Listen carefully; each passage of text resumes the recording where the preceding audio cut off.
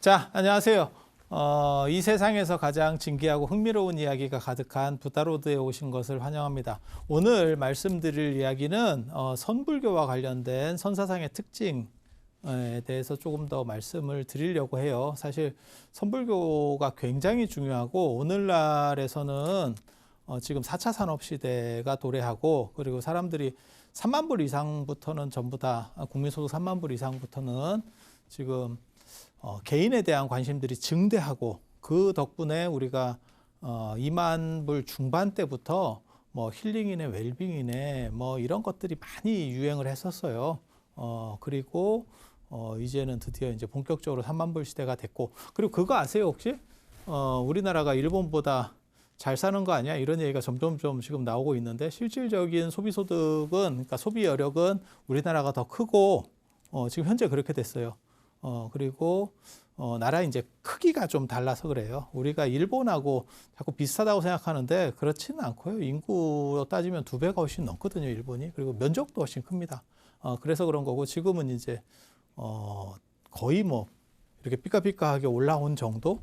아마 우리나라가 지금 3만 불 중반까지도 지금 생각을 하고 있거든요. 아직 통계가 다 안 끝나서 그러는데, 그래서 일본은 그냥 30년 동안 내리 이렇게 수평으로 오고 있고, 우리는 계속 이렇게 올라갔기 때문에 저는 그런 얘기 들으면 굉장히 좀 어떻게 보면 야, 저게 가능한가? 우리 어렸을 때만 하더라도 여러분도 마찬가지겠지만 일본은 넘볼 수 없는, 사실 제가 그런 얘기 하잖아요. 전 세계적으로 봤을 때 일본을 만만히 보는 유일한 나라가 사실 한국인데, 그렇지만 그렇게 말은 하면서도 사실은 약간 저희 어렸을 때만 하더라도 일본 제품에 대한 이렇게 좀 있었어요. 그래서 TV도 뭐 소니가 있고 뭐 이러면 되게 좋은 거고 뭐 이런 생각들을 했었는데, 야, 이런 시대가 온다는 것 자체가 참 어떻게 보면 굉장히 놀랍죠. 이게 당대에 이렇게 바뀔 수 있나? 아니면 제 어렸을 때가 너무 옛날이었을 수도 있고, 그래서 시기가 상대적으로 이렇게 생각을 해볼 수도 있는 거고, 좀 오래 지났다 이렇게 생각해 볼 수도 있는 거고, 그래서 그런 얘기가 나오는 걸 보면 어떻게 보면 좀, 야, 이게 이루어지는 일이구나 라는 생각도 하고, 그리고 3만 불 시대가 이제 본격화되면서 나타나는 현상은 뭐냐면, 아무튼 명상이라든지 이런 부분들이 굉장히 크게 대두하고 있어요. 그래서 동아시아 이 선불교의 명상은, 개인적으로 제가 선불교 전공자이기도 하고 선불교에 대한 애착이 굉장히 많아요. 그리고 저게 꼭 중국 거는 아닙니다. 나중에 이제 우리나라에 들어와서 뭐 변화되고 그런 이야기도 해드릴 거예요. 그래서 한국선이라고 하는 또 특수성이 존재해요. 그런데 지금은 이제 중국 이야기를 하니까 중국적인 걸 하는데, 그래서 전 세계의 명상주의들이 이렇게 있는 거고, 그 중에서 가장 강력한 것들은 전부 아시아에 있습니다. 그래서 명상하면 인도, 그 다음에 뭐 동남아시아, 그리고 이제 중국, 그 동아시아적인 부분들이 존재하고 있는데, 사실은 인도하고 동남아시아는 이게 한 번씩 검토가 끝난 겁니다. 인도가 영국 식민 지배를 받고, 원래 인도하고 프랑스하고 각축전을 벌이다가 인도는 이제 영국이 먹고 동남아시아는 프랑스가 먹고, 거의 이런 식으로 일단락이 돼버렸거든요. 그래서 뭐 동남아시아 중에 태국을 제외하고는 전부 다 식민지 지배 상황으로 들어갔고, 그렇게 해서 저게 이제 식민지 지배학이라 그래서 식민지 사람들이 무슨 생각을 하나. 일본도 조선을 지배할 때 굉장히 많은 연구를 했습니다. 그래서 조선의 문화, 그 다음에 그러니까 조선의 풍수, 뭐 조선의 귀신, 뭐 이런 식으로 해가지고 조선과 관련된 문화들을 다 검토를 했어요. 그리고 조선 고적도보 이런 것도 사진으로다가 다 이렇게 그 당시에 작업을 했고, 그때 만약에 일본이 안 해줬으면 지금 거의 대부분 다 사라졌을 자료들입니다. 그러니까 그 당시에 사진도 찍어놔야 되고, 말이 그렇지 그 당시에 조선이라고 하는 나라 입장에서는 그러면 사진 찍어서 이렇게 정보를 뭐 이렇게 처리를 해놓는다, 그러니까 정리해놓는다라고 하는 생각도 못 할 때입니다, 우리 입장에서는. 근데 일본이 왜 그렇게 해주냐면, 그걸 이제 식민지 지배학이라고 하는데, 식민지 사람들이 무슨 생각을 가지고 있는지를 봐서 저거를 이제 최대한 반발 없이 등골을 빼겠다라고 하는 게 식민지 지배학의 특징입니다. 그래서 일본이 우리나라에 학교도 근대 학교도 세워주고 다 했지만 그거를 고맙다고 얘기하지 않는 이유는 그들이 우리를 위해서 해준 게 아니고 우리 자신들을 그러니까는 한국 사람들을 꼭 위해서가 아니고 자기네들이 잘 부려먹기 위해서. 그러니까 지금도 그런 거 있죠. 만약에 예를 들어서 뭐 삼성이나 이런 기업이 인도나 베트남에 들어가면 공장을 들어가면 거기 사원복지를 신경을 씁니다.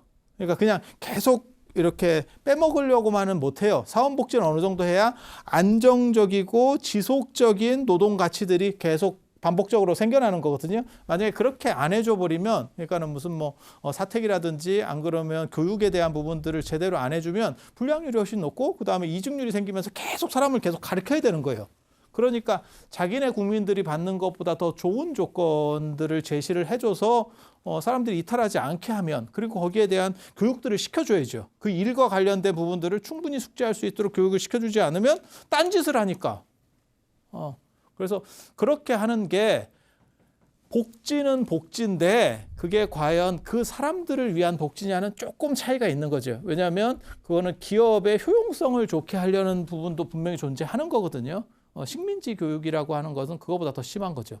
그래서 착취를 위한 어떤 수단으로 걔네가 무슨 생각을 하고 있는지, 걔네 문화는 어떤지를 다 검토해요. 그리고 일본이 뭐 잘한 거는 아니고, 일본이 처음으로 저런 걸 하는 거 아니에요. 영국, 프랑스가 다 늘상 그런 식으로 해왔죠. 그러니까 전 세계 역사에서 시끄러운 데에는 언제나 영국이 있다라고 할 정도로 영국이 트러블을 만들어내는 트러블 메이커고, 그 다음에 프랑스 같은 경우는 한번 좀 깔끔하게 한 것 같아요. 영국은 자기네 민족, 그러니까는 식민 지배를 하면 걔네들끼리 싸움을 계속 붙여요. 그래서 제가 전에 그 얘기 안 해드렸나요? 인도가 영국의 지배를 200년을 받았는데, 그리고 지배받기 전에 마지막 왕조는 무굴 제국, 무갈 제국이라고 하는 이슬람 왕조인데 왜 힌두가 더 강력하냐? 그게 영국이 스스로 걔네를 눌러버리는 게 아니고, 이슬람들을 스스로 눌러버리는 게 아니고, 그렇게 하면 힘이 너무 많이 드니까, 영국 스스로가 힘이 많이 드니까 힌두교를 끌어올리는 거죠. 힌두교를 우대시키고 그 다음에 이슬람을 눌러버리고, 그래서 힌두와 이슬람의 갈등을 조장해서 영국이 쉽게 가는 거죠. 그건 이제 동아시아에서는 전통적으로 그런 거를 EEJ라고 했습니다. 오랑캐로서 오랑캐를 제거한다. 그러니까 분열을 만들어가지고 자기네들끼리 힘을 단합을 못하게 하고, 그러면 적은 힘 갖고도 얘네를 지배하기가 쉽다는 거죠. 그리고 나서 영국이 떠나고 나면 인도가 이제 박살이 나죠. 그게 이제 파키스탄, 그 다음에 방글라데시로다가 힌두하고 이슬람이 충돌하는 거죠. 충돌하는 거죠. 그래서 인도 본토 쪽에는 힌두가 중심이 되고, 그 다음에 파키스탄하고 방글라데시 쪽에는 그 다음에 이슬람들이 가게 되는 거고, 민족을 분열시켜버리는 거죠. 그래서 계속 그래 왔죠. 그래서 아프가니스탄도 그렇고, 뭐 지금 이제 문제가 되고 있는 이스라엘이나 이런 쪽도 팔레스타인을 지지한다라고 영국이 얘기하고, 그 다음에 이스라엘도 독립시켜서 건국시켜 주겠다라고, 이렇게 양쪽으로 다 밀약을 하고 하니까 아무튼 영국이 아무튼 신사의 나라라고 하지만 절대 그렇진 않죠. 어떻게 보면 구밀복검이라고 들어보셨어요? 구밀복검? 입에는 꿀이 있고 배에 칼이 있대. 제일 이제 안 좋은 사람, 그러니까 앞에서는 굉장히 그 사람을 위하는 것처럼 해주고, 그 다음에 뒤에서 이제 기회만 되면 칼을 꽂는 거죠. 그 구밀복검이라는 게 고사성어에 있는 거예요. 그게 이제 당나라 때 유명한, 다음 시간 정도쯤에 얘기할 건데, 그 이인보라고 하는 재상이 있어요. 당 현종 때. 그 사람 때문에 나온 고사성어가 그거예요. 그러니까 완전히 몰약가죠. 앞에서는 그냥 좋게 굉장히 그 사람 생각해 주는 것처럼 얘기 다 하고, 기회만 잡으면 그냥 언제 칼을 꽂을지 모르는 사람. 너무너무 좀 그런데 영국이 그런 구밀복검이 어떻게 보면 대표적인 나라죠. 그래서 많은 식민지들을 그 적은 섬나라의 국민을 가지고 지배할 수 있었던 거죠. 그래서 그게 이제 최적화된 거고, 그걸 일본도 이제 나중에 배우게 되는 거죠. 일본이 뭐 독일이나 영국이나 이런 쪽 영향들을 많이 받게 될 수밖에 없거든요. 그러니까 후발 따라가는 입장에서는 앞에서 한 사람들을, 그건 뭐 배우는 거 당연한 거죠. 우리가 마치 삼성이 일본의 전자 회사들의 영향을 받았던 것처럼 뭐 그렇게 가는 거죠. 그래서 식민지 지배교육이라고 하는 게 이게 식민지를 위한 것은 아니에요. 그래서 그런 차원에서 인도하고 동남아를 유럽에서 연구를 했어요. 인도에서 동남아. 그래서 인도의 명상문화라든지 그 다음에 동남아의 지금으로 말하면 저 남방불교, 지금 윗바사나 뭐 이런 것들 다 연구를 했죠. 그렇게 해서 1800년대 말 1900년 초에 유럽에서 저기 이제 바람이 신비주의에 대한 것들이 바람이 불어요. 그리고 나중에 이제 티베트 쪽도 바람이 한번 붑니다. 근데 그거는 티베트 쪽 같은 경우는 미국 쪽에서 바람이 더 크게 불었죠. 유럽에서 부는 게 아니고. 그리고 지금 현재 유럽에서 뭐 동남아나 저런 쪽에 대한 비중은 상대적으로 낮습니다. 그때 바람이 한번 불었는데 조금 한 100년 이상이 벌써 지나니까 약발이 잘 안 받는 거예요. 이 부분을 사실 굉장히 주목해야 되는데 한국 사람들은 그걸 주목하지 않더라고요. 그리고 우리는 지금 이제 그쪽이 1980년대 제 기억에는 80년대 말부터 윗바사나나 이런 것들이 좀씩 들어오기 시작했어요. 그래서 90년대부터 이제 좀 더 커졌는데 그러다 보니까 저쪽에 관심을 가진 게 불과 몇십 년 안 돼요. 그래서 마치 무언가 있는 것처럼 사람들이 자꾸 저쪽에 대해서 관심을 가지는데 실제로는 유럽에서 한번 다 검토를 끝내고 인기가 식은 거지. 만약에 그게 타당성이 있고 막 이러면, 그러니까 예를 들면 그런 거예요. 지금 뭐 한류가 드라마까지 옮겨가서 갑자기 이제 넷플릭스나 디즈니나 이런 데서 자본들을 주면서 동아시아 쪽에서 뭐 할 나라가 없어요. 중국은 폐쇄적이고 일본은 자기네 식의 독특한 문화가 있어서 그게 일반화되기가 어려워요. 그래서 일본을 갈라파고스 섬처럼 이렇게 생각하는 문화들이 있거든요.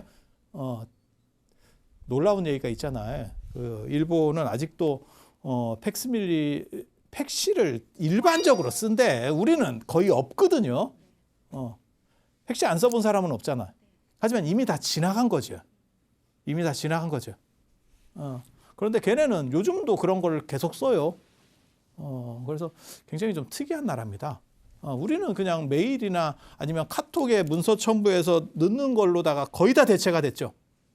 그런데 걔네는 아직도 그런 짓을 하고 있으니까 좀 이해하기 어려운 자기네 무슨 고집이 있는데 그러다가 나라가 골로 가는 거예요. 세상은 바뀌고 있는데 자기네들은 계속 그런 행동만 하고 있는 거예요. 어떻게 보면 다행이고 어떻게 보면 좀 불쌍하고 그렇지.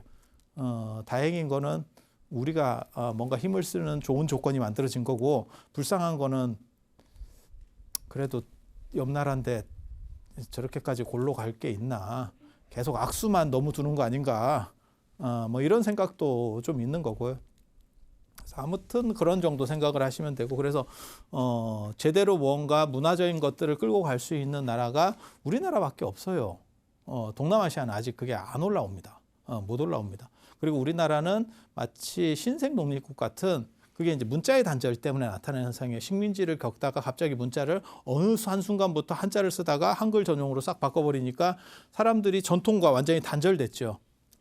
그래서 그 문자의 단절이 굉장히 중요하다라고 특히 한국 종교를 이해할 때 굉장히 중요해요. 왜 하필 우리나라에서만 기독교가 이렇게 확대됐는가가 문자의 단절하고 관련이 되는 거예요. 그래서 불교는 한자로부터 완전 탈피하기가 쉽지가 않습니다. 문자가 연결되어 있는 거죠. 그런데 어느 순간 더 이상 한자를 읽을 수 있는 사람들이 없어져 버린 거예요. 그러면 전체가 다 스님들도 한글로다가 바꾸면 되는 거 아닙니까? 그게 안 돼요. 왜? 이 중간층들이 존재하고 있기 때문에. 그래서 오늘날까지도 끊임없이 스님들이 법문하실 때 한자를 쓰는 기현상들이 나타나고 있는 거죠. 우리 동양 철학가들은 대부분 이제 박사과정 졸업할 때 무슨 시험을 보냐면 외국어 시험이 다 있는데 전공 시험 말고 외국어 시험이 있는데 외국어가 2개를 보거든요. 요즘은 그나마 박사과정이 이게 수월해져 가지고 하나만 보는데 하나는 무조건 영어고 하나는 이제 선택 언어예요. 선택 언어. 그런데 동양 철학가들은 한자를 선택을 해요. 한문 선택해. 네. 그런데 그게 노자 같은 경우 나오면 상당히 어려워집니다. 저 같은 경우가 노자를 중3 때 거진 반 정도를 외울 정도 사람이거든요. 그러니까 못 외워서 문제가 되는 게 아니에요. 내용을 알아. 근데 그거를 서술을 하려면 쉽지가 않아요. 우리는 식민 지배를 거치고 그 다음에 한글이 전용화되면서 그게 불교가 타격을 입게 된 가장 큰 이유였고, 그리고 개신교가 확대될 수 있었던 이유를 꼽으면 첫째는 가장 중요한 이유는 미군정 시대를 거치면서 미국에게 원조를 받고 하면서 많은 부분이 개신교 쪽에서 원조를 주는 쪽이 됐었어요. 그래서 교회 가서 뭐 먹을 걸 얻어 먹던 시절들이 있었고, 그게 하나가 있었고, 또 하나는 문화적으로는 한글 전용이에요. 한글 전용이 되면서 후발주자 입장에서는 한문과 필연성이 없고 순수 한글로서 번역을 하면 되는 상황이었고, 그 다음에 불교 같은 경우는 계속 한문을 쓰다가 노니까 그 한문에 발목이 잡혀 있고 오늘날까지 잡혀 있는 거예요. 그래서 번역을 해도 어려운 게 지금도 존재하고 있는 겁니다. 그래서 완전 번역이 불가능합니다. 완전 번역이. 그래서 완전 번역을 하려면 해체하고 그 문자를 아예 없애버리고 새로운 대체 언어를, 그러니까 대체 용어들을 다 만들어내야 되는데, 그 작업을 하면 한자를 알고 있던 분들이 태클을 걸어. 그러니까 저 같은 경우도 마찬가지잖아요. 제가 이런 얘기들을 하면서도 최대한 전달이 쉬운 얘기로 해주면 무슨 얘기가 벌어지냐면 딱 두 가지로 나뉩니다. 그게 현대에 맞는 거다라고 긍정적으로 보는 분이 있고, 저게 굉장히 경망스럽게 한다. 너무너무 쉽게 그냥 뭐 장난처럼 얘기한다. 근데 오늘날 시절에는 재미없으면 뭐도 악덕이에요. 시절 자체가. 그래서 이런 부분들에 대해서는 생각해 볼 점이 굉장히 많아요. 그래서 우리나라는 전통을 가지고 있지만 전통과 단절되면서 신생 독립국가처럼 움직이고, 그런 것 때문에 문화적인 역량이 굉장히 좋아진 상황이에요. 그래서 예전에는 이제 K-팝만 있다가 지금은 이제 어떻게 보면 저 드라마나 아니면 뭐 영화나 이런 것까지 지금 확장을 하고 있잖아요. 그리고 동아시아적인 어떤 정신 자세라고 하는 게 그 안에 제대로 못 들어가면, 정신이 못 들어가면, 저는 사실 요번에 그 방탄소년단 그 신곡 보면서 야, 얘네가 벌써 어느 정도 생각을 늘려고 하는구나, 사상적인 부분들을 좀 늘려고 하는구나라는 걸 생각하면서 굉장히 좀 긍정적이었는데, 좋았는데, 그게 그렇게 되는 이유는 뭐냐면, 독특한 사상이 못 들어가면, 독특한 사상이나 독특한 철학이나 독특한 문화적인 패턴을 못 만들어내면, 그러면 그냥 잠깐 떴다가 없어지는 정도? 한 가지 분명한 거는 3만 불 이상 되면 자기한테 관심을 가지는데, 그 중에 하나가 뭐냐면 명상과 수행이라고 하는 부분이에요. 그리고 요즘은 직업 선택에 있어서도 단순히 돈 되는 직업도 좋은 거지만, 저희 때만 하더라도 공부 잘하는 애들은 뭐 법대나 의대를 가야 되고 인문대나 뭐 이런 식으로 해서 딱딱 끊어지는 과들이 있었어요. 몇 개가. 그런데 지금은 나를 구현할 수 있느냐, 내 발전력이 있느냐, 자기 발전력이 얼마나 있느냐에 대한 부분들이 점점 비중이 커지고 있거든요. 그래서 직장에, 아주 좋은 직장에 들어가면 그런 행동을 안 하겠지만, 직장에 들어가도 자기 발전력이 없고 단순 반복적인 것들밖에 안 하는 것 같다라고 하면 애들이 생각보다 잘 때려칩니다. 예전보다. 그게 자기 구현의 욕구가 범위가 훨씬 커진 거예요. 여러분 세대, 그러니까 예를 들어서 뭐 70년대 이런 때만 하더라도 가족을 위해서 그냥 단순 반복적인 거든지 뭐 12시간을 일을 뭐 콘택 600에 그냥 일을 하면 그냥 일을 하는 거였었어요. 근데 시절이 바뀌었지. 내가 안 하면 안 했지 이런 일은 계속 할 수 없어. 라는 생각들이 지금 작동을 하는 거예요. 그래서 이제 어른들이 볼 때는, 그런 힘든 세상을 살았던 어른들이 볼 때는 쟤네가 배불러서 그러는 거 아니야? 라고 생각을 하는데, 사실은 경제력이 좋아지면서 상황이 바뀐 겁니다. 그래서 이런 부분과 관련해서 가장 주목되는 게 사실은 선불교예요. 선불교. 인도나 동남아시아와 관련된 정신문화들은 식민지 지배교육의 일환으로서 유럽에서 한 번 더 검토를 끝났고, 그것은 효용적인 답이 아니야 라고 유럽 사람들은 그렇게 판단했어요. 그리고 티베트 불교 같은 경우는 미국이 계속 지원을 해줬죠. 그러니까 중국 견제랑 관련된 거예요. 중국 견제랑 관련된 거. 그래서 대만이라고 하는 나라는 가라앉지 않는 항공모함이다, 이렇게 표현도 해요. 누구의 입장에서? 미국의 입장에서. 중국을 견제하는 데 있어서 그런 식으로 표현을 하는 거고, 티베트 같은 경우는 사실 단물 빨리고 이제 버려졌죠. 너무 안타깝게 그거는 티베트 사람들의 판단을 제대로 잘 못한 것 같아요. 그래서 89년도에 달라이 라마가 노벨 평화상을 받을 수 있었던 것도 요한 바오로 2세는 교황 중에서 가장 훌륭한 교황 중에 한 명인 요한 바오로 2세는 노벨 평화상을 끝까지 못 받았어요. 근데 달라이라마가 받을 수 있었던 이유나 이런 거, 그리고 그 뒤로도 헐리우드에서 뭐 쿤둥이라든지 뭐 티베트의 7년이라든지 리틀 부다라든지 그런 속칭 얘기에서 잘 안 터질 것 같은 영화들을 계속 만들어주는 게 유럽, 미국이 티벳에 대해서 상당히 이렇게 힘을 실어주고 있었던 거죠. 그런데 오늘날 미국은 티벳을 버렸습니다. 네가 버린지 어떻게 아느냐? 그거는 뭐 트럼프 대통령도 그렇고 바이든 대통령도 그렇고 계속 얘기할 때 신강 위구르 자치구, 중국을 견제하려고 할 때 신강 위구르 자치구 얘기하고 홍콩 얘기하고 인권 얘기하고 그 다음에 대만 얘기를 해도 티베트 얘기는 어느 순간부터 빠졌어요. 티베트 얘기가 없어요. 그전에는 언제나 티베트 얘기도 여기에 이게 세트로 묶여 있는 메뉴입니다. 세트 메뉴였는데 티벳이 빠진 거죠. 그러니까 티벳의 가능성을 더 이상 높게 봐주지 않는 거예요. 그러니까 신강 위구르 자치구보다도 티벳의 위치가 낮아진 거예요. 쓸모가 없다는 거죠. 그리고 그와 동시에 미국에서도 더 이상 영향력들이 확대가 안 되죠. 그래서 저런 쪽의 수행법들이 우리가 생각하는 것처럼 우리는 최근에 받아들이면서 저런 것도 있어요? 대단해요? 자꾸 이렇게 생각하지만 실제로 미국과 유럽에서는 한 번 검토를 거쳤고 답이 안 난다고 얘네가 생각했다는 거예요. 굉장히 중요해요. 그에 비해서 선불교는 아직 안 까진 복권이에요. 아직 안 까진 복권. 그래서 가능성들이 굉장히 있는. 그래서 그 얘기를 이제 해드릴 겁니다. 자, 선불교와 관련해서 기본적인 거를 말씀드리면 열애선이라고 있고, 열애선이 인도의 선불교예요. 불교가 원래 명상주의입니다.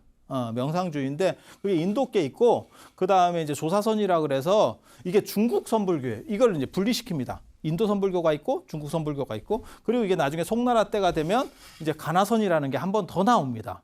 가나선이라는 게. 그래서 조사선이 열애선보다 높다더라라는 얘기가 중국에서 나오게 되는 거거든요. 이유는 뭐냐면 중국 사람하고 인도 사람하고 사고 방식이 달라요. 인도는 이원론적 사고를 하고 중국은 이원론적 사고를 하거든요.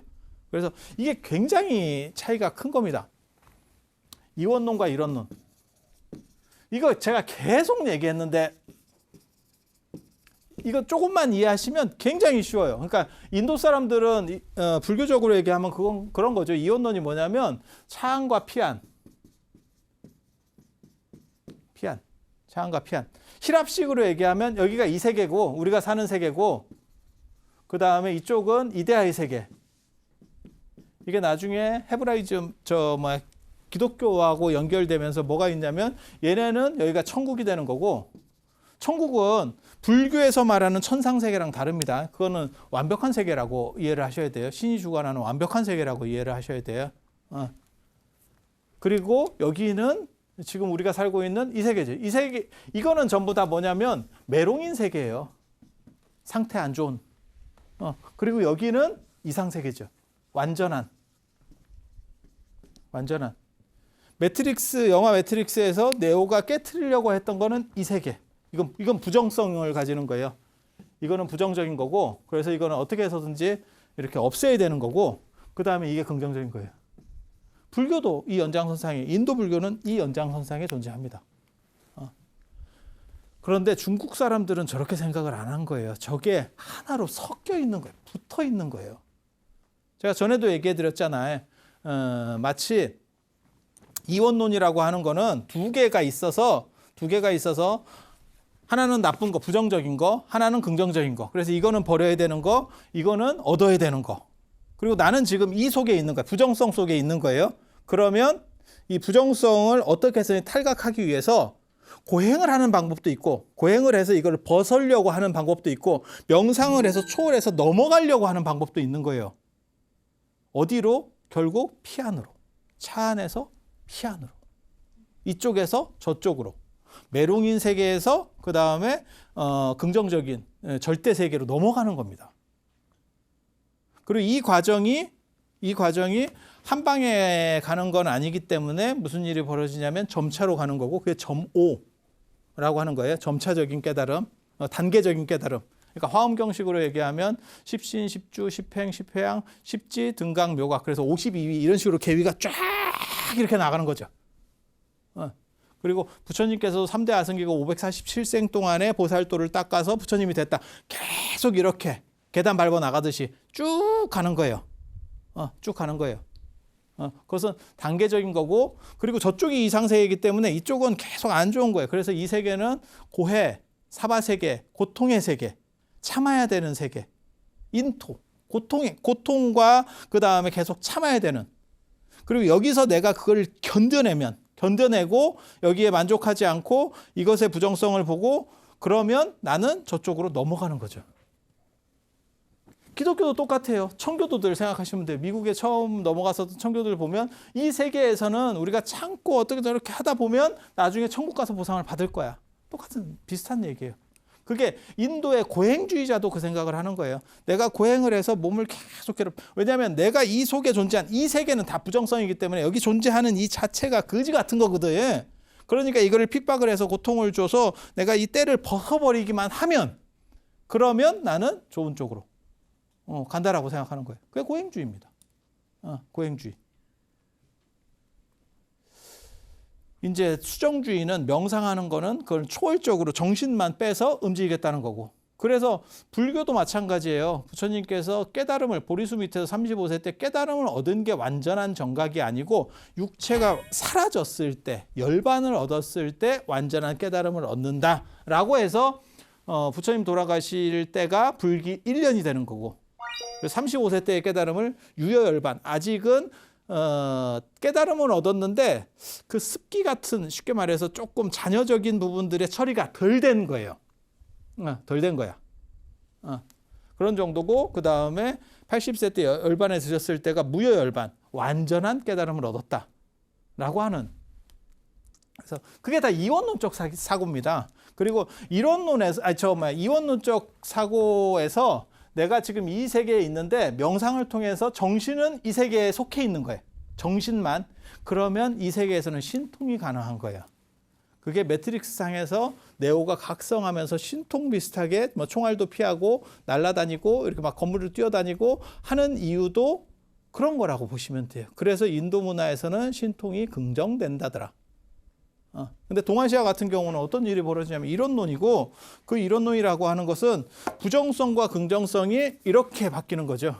두 개가 있는 게 아니고 양면으로 존재하는 거예요. 그래서 내 마음이 이쪽을 볼 거냐 이쪽을 볼 거냐에 따라서, 그래서 마음 한번 바뀌면 그게 극락이고 마음 한번 잘못 먹으면 지옥이 되는 거고, 이렇게 바뀌기 때문에 제가 그래서 지난 시간에 그런 얘기 했잖아요. 코페르니쿠스적 전에 천동설을 사람이 생각하다가 지동설로 관점이 바뀌게 되면 다시 돌아오지 않는다. 그게 바로 도노다.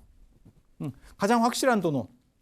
그러니까 자꾸 사람들이 뭐라고 얘기하냐면 경험해 본 것만이 확실하다라고 생각하는데 그건 거지 같은 사고입니다. 냉온자지라고 들어보셨어요? 차고 뜨거운 거는 물을 마셔봐야 안 돼. 찬물이 뜨거운지는 마셔봐야 안 돼. 그런 식의 그 그건 진짜 미개한 생각이거든요. 인간이 직접적으로 경험할 수 있는 거는요, 거의 얼마 안 돼요. 여러분, 부모님이 계시잖아요. 부모님이 계시는 걸 손으로 부모님을 도대체 일부분밖에 평생 동안 같이 살아도 못 만져봤다니까? 그럼 부모님의 몸이 전체가 있는지 알 수 있어? 못해요. 그냥 눈으로 보고 그 다음에 손으로 일부를 손을 잡아본다거나 이런 식으로 몇 번 잡아보면 이게 전체가 있는가 보다. 유비추리로다가 판단하는 거지. 그걸 전체를 다 나는 직접 경험한 것만 인정할 거예요. 또라이입니다. 그럼 과학은 어떻게 할 거야? 우주 같은 걸 어떻게 할 거야? 그건 다 그냥 망원경 갖고 보는 건데, 직접 보는 것도 아무것도 없어. 그냥 망원경을 통해서 보는 거야. 야, 망원경이 왜곡할 수도 있잖아. 여러분들이 직접 다니고 경험한 거는 지구 안에, 같은 지구 안에 있어도, 아니면 우리나라 땅 안에 있어도 극히 일부밖에 없어요. 내가 설악산에 가면 내가 설악산에서 밟은 땅의 면적이 얼마나 될 거야? 설악산을 하루 종일 다녀도 그걸 다 합치면 얼마나 될 거야? 그런데 우리가 눈으로 그냥 딱 봐서 설악산이 이만한 거야 라고 하면 그냥 수용하는 거죠. 그래서 모든 걸 다 경험해서 그 경험한 것만 진실이야 라고 말하는 거는 진짜 좀 어떻게 보면 원시적인 사고입니다. 그거예요. 원시적인 사고이기도 하고 경험한 것은 확실한 거래. 절대 그렇지 않죠. 경험이라고 하는 이 감각이 범하는 오류라는 것도 굉장히 큰 거예요. 그래서 여러분들이 생각하고 있지만 예전에 나 맞다 그런 일이 있었어. 약속 뭐 했었어. 착각하는 경우도 굉장히 많습니다. 인간이. 경험한 것도 착각한다니까요. 저도 사실 그런 일들이 벌어져요. 그래서 제가 일반적으로 수업할 때는 미리 뭘 보고 오는 경우는 없습니다. 그런데 이렇게 찍을 때는 이제 훅 갈까봐 한 번 정도 확인을 하고 오거든요. 그러면 내 머릿속에는 그 사람이 이제 중국 같은 경우는 이름도 여러 개 해요. 그러니까 예를 들면 주자 이러면 그냥 주자 하나로 끝나는 게 아니고 원래는 그 사람 이름이 주희고 호는 회암이고 뭐 이렇게 여러 개를 외워야 되잖아요. 그러니까 유명한 사람 다 계속 저 같은 경우도 반복하는 사람은 착각을 안 해요. 그런데 가끔 한 번씩 쓰는 사람은 나중에 이 사람 이름이 이거였나 저거였나 이렇게 오락가락 아니 인간이면 그럴 것 같지 않아요? 동의하지 않는데 여러분들은 인간이 아닌가? 예, 그래서 이게 그런 일들이 반복될 수밖에 없고 나중에는 잘못된 거가 연결돼서 중간에 끊어져서 잘못된 게 연결돼서 그게 마치 하나의 세트였던 것처럼 그런 경우도 생각보다 많습니다. 지난 시간에도 그랬던데 제가 나 깜짝 놀랐는데 지난 시간에 단도직입을 짧은 칼이라고 제가 설명을 했는데 그게 짧을 단자가 아니고 호단자예요. 가만히 생각해 보니까 한자루 칼로 돌진한다는 뜻이에요. 짧은 칼로 쑤신다는 뜻이 아니고 이게 단도 하면 떠오르는 첫 그게 당연히 짧은 칼 이렇게 생각하거든. 장검, 단도 이렇게. 근데 그게 호단자야. 가만히 생각, 끝나고 나서 생각하니까 이게 PD님한테 말해야 되나? 좀 쪽팔린 것 같기도 하고 이게 큰일 났네. 이제 이렇게 가는 거예요. 알아도 착각한다니까. 여러분 이런 일들이 계속 벌어지는 거예요. 그러니까 내가 직접 경험한 것도 마찬가지예요. 그래서 제가 그런 얘기 하잖아요. 어렸을 때 고향 이런 거 생각하면 굉장히 향수가 떠오르고 굉장히 좋았을 것 같고 직접 가보면 별 볼 일이 없어요. 그러니까 저 같은 경우는 서울에서 초등학교나 이런 걸 다녀서 사실 그런 거 다 없어졌는데 만약에 여러분들이 나중에 시골 출신들이 있으면 한번 가보세요. 여러분이 다녔던 그 초등학교를 한번 가보시면 그게 존재한다면 여러분 기억하고 많이 다릅니다.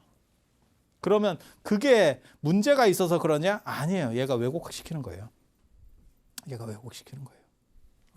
그래서 제가 그런 얘기 하잖아요. 초등학교 때 운동장 굉장히 넓어 보이지만 실제로 가보면 이 정도 갖고 뭐가 됐을까? 라고 생각하는 이제 그렇게 바뀌는 거죠. 그래서 직접 경험으로 통해서 무언가를 얻는다라고 하는 거는 그런 식의 사고들이 있어요. 그게 이제 선에서도 그 얘기가 나오는데 그래서 언어나 문자나 이런 것들을 통해서 간접적으로 얻는 것은 완전한 게 아니야. 그리고 그것은 100%의 지식을 줄 수 없어 라고 하는데 불의 대본론만 불이 뜨거운지 안다 라고 말하는 거하고 똑같은 건데 근데 우리는 불이 안 돼봐도 이게 손이 뜨거운지 다 아는데 그 정도로 모르겠어요? 그래서 제가 저 같은 경우는 그 얘기를 하는 거잖아요. 천동설과 지동설에서 이게 굉장히 중요한 게 천동설을 믿고 있었던 사람이 어느 순간 지동설로 바뀌면 이거는 경험은 똑같다니까. 경험이 바뀌는 건 아무것도 없어. 이치적으로 한 번만 생각이 딱 전환되면 그게 도노예요. 그러면 죽을 때까지 다시 천동설로 넘어오지 않아. 지동설로 한 번 넘어가면. 왜 이 얘기를 강조하냐면 이것은 직접 경험이 아니더라도 직접 경험이 없어도 간접 경험만 갖고도 도노가 가능하다. 그 얘기를 지금 해주고 싶은 거예요. 간접 경험으로도 도노가 가능하다. 그래서 저 부분 굉장히 중요하고 그 다음에 중국 선불교가 동아시아에 제가 그런 얘기 했잖아요. 인도에서 유럽까지는 원래 인도 유럽어족 이렇게 해서 하나로다가 연결고리가 존재하는 거고 동아시아가 이게 독립문화권이거든요. 굉장히 커서 그렇지 하나의 어떤 특수문화권이에요. 그리고 여기서는 이론론적 사고를 하고 그게 이제 나중에 마음 한번 바꾸면이라고 하는 도노라고 하는 개념이고 도노라고 하는 개념이고 이렇게 해서 이렇게 바꾸는 거예요. 내가 이렇게 보고 있다가 이렇게 바꾸면 그러면 깨달음이 되는 거예요. 그리고 이것들은 제대로 검토가 안 됐어요. 그래서 제가 이제 개인적으로 하고 싶은 게 뭐냐면 한국 선불교와 관련된 부분들을 다 정리해서 유네스코의 무형유산을 한번 넣었으면 좋겠다. 그게 이제 제 어떻게 보면 수건 사업 중에 하나거든요. 한국이 왜 가능하냐라고 물어보면 중국은 공산화되면서 그게 무너졌어요.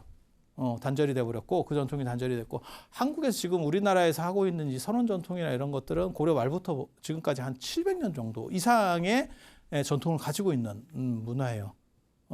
그리고 일본은 그럼 어떻게 되느냐? 일본은 메이지 유신 때 페브로 해석이라 그래서 천황 중심으로 갈 때 불교를 억누르는 그게 있었어요. 그래서 걔네들이 다 결혼하는 쪽으로 바뀌어 버립니다. 그래서 이런 전통들이 다 끊어졌어요. 그래서 한국에만 이게 남아 있는 세상에 700년 동안 계속 어떤 명상 수행론이 내려온다는 것도 대단한 거예요. 대단한 거예요. 그리고 제가 계속 그런 얘기를 하지만 명상이라는 게 부작용이 굉장히 큽니다. 여러분 생각하고 다릅니다. 내 정신을 내가 수십 년 동안 살면서 이런 식의 사고방식을 가지고 있었어. 근데 그거를 어느 순간에 이렇게 바꾸는 거거든요. 내가 수십 년 동안 찌어온 이 살을 몇 달 만에 뺄 수 있어? 안 빠져요. 쉽지 않아요. 절대 안 쉬워. 다이어트가 쉬운 게 아닙니다. 그런데 정신의 형태를 바꾸는 거야. 몸의 형태를 바꾸는 것도 어려운데 정신의 형태를 바꾸는 거야. 그 굉장한 많은 에너지가 들어갈 수밖에 없는 부분이거든요. 그래서 명상이 부작용이 없다고 생각하시면 안 돼요. 그래서 명상에는 치명적 부작용이 있어요. 단지 부작용이 있는데 왜 잘 티가 안 나냐? 티가 안 나지. 왜냐하면 정신에 다 하는 거니까. 한의학하고 똑같은 거예요. 한의학은 여러 약재들이 섞여 있기 때문에 어떤 게 부작용이 나는지 정확하게 잘 판단이 잘 안 돼요. 양약은 그중에서 특수 성분만 있기 때문에 그게 부작용을 낸다는 게 정확하게 보이는 거고 한의학은 풀 삶아 먹는 거잖아. 여러 풀을 삶아 먹는데 어떤 게 작용하는지 이걸 어떻게 가려낼 거야.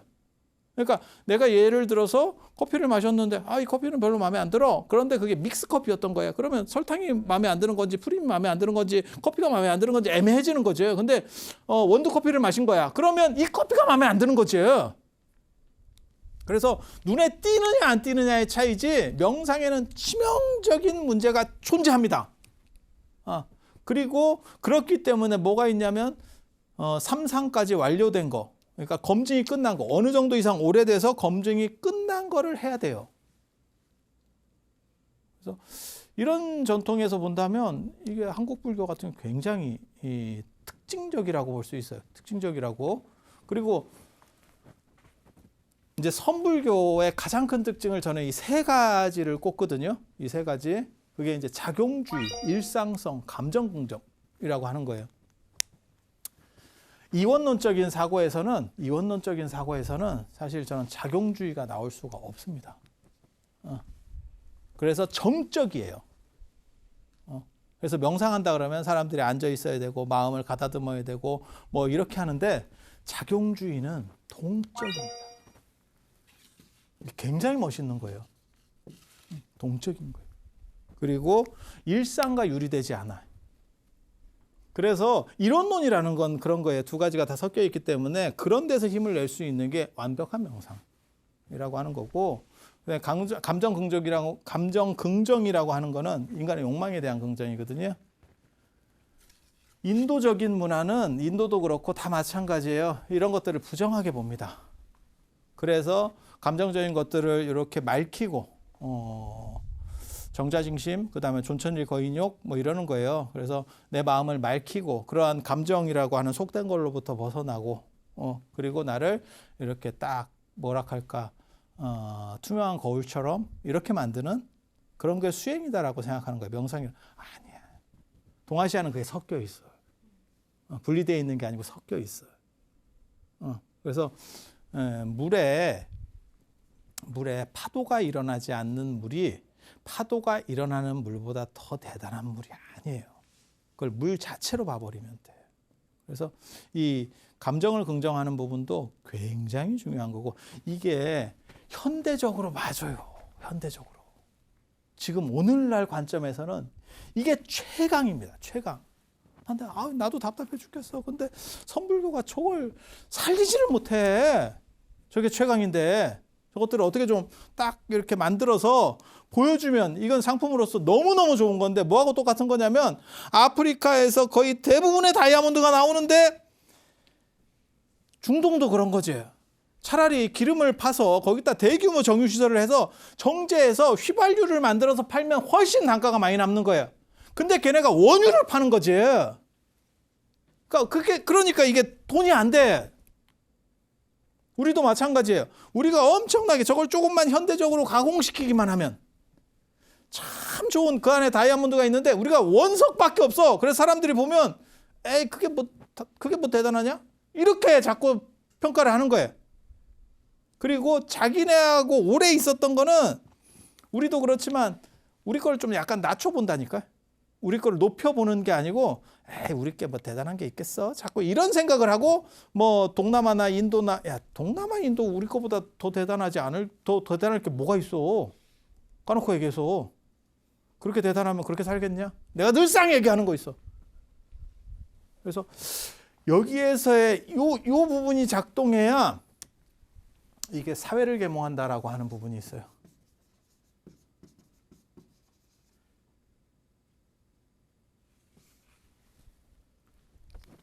이게 진짜 진기한 건데 딱 그 생각이 나네. 남자에게 참 좋은데 뭐가 설명할 방법이 없네.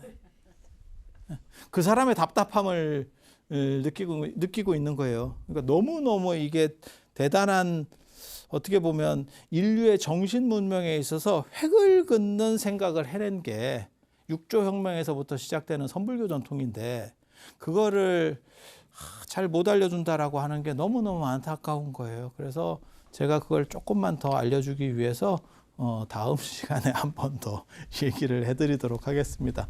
자, 오늘 그러면 선불교에 대한 기본적인 내용들 말씀드리는 걸로 해서 오늘 시간 마치고 다음 시간에 또 뵙도록 그렇게 하겠습니다. 자, 들어줘서 감사합니다.